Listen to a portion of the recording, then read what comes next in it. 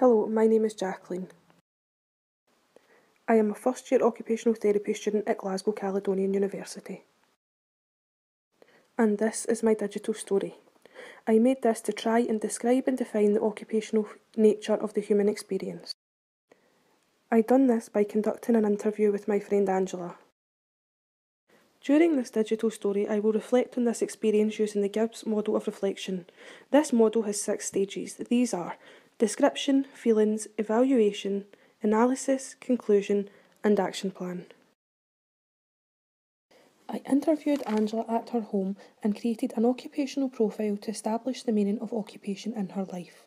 Angela's chosen occupation is her job. Angela is a full-time, self-employed spiritualist medium. Prior to the interview, I prepared questions to ensure that I was well organised and stayed on topic. The interview took place face-to-face. I took some notes during the interview to record her answers accurately. During the interview, I felt really comfortable and relaxed, as I have known Angela for a long time. However, I was a little anxious that we would end up going off topic, as we haven't seen each other in a while.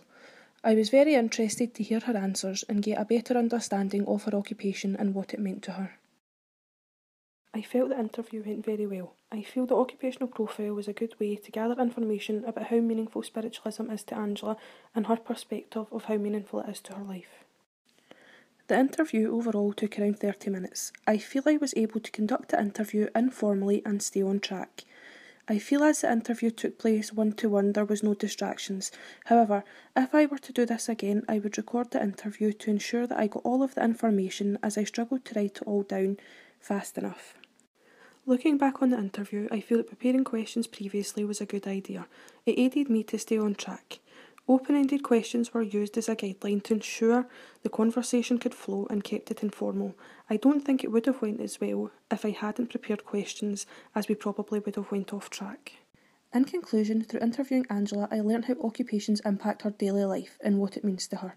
I also got an understanding about how it would make her feel and impact her life if she could no longer have a career in spiritualism. It was highlighted that through this occupation, Angela has increased her confidence, learnt new skills, expanded her social circle, and gave meaning and structure to her day. Without having occupation in her life, it would be detrimental to Angela's well-being. This has also been stated in several occupational journals throughout the years.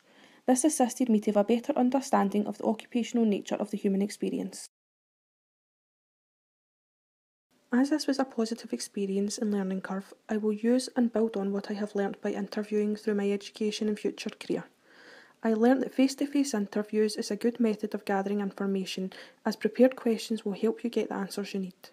It also enables me to pick up on non-verbal communications such as eye contact and body language, things that you may not be able to pick up on had the interview been carried out in a different way. As I found it difficult to write notes during the interview, I plan to develop on this to become more competent for future interviews. Thank you for taking the time to watch my digital story.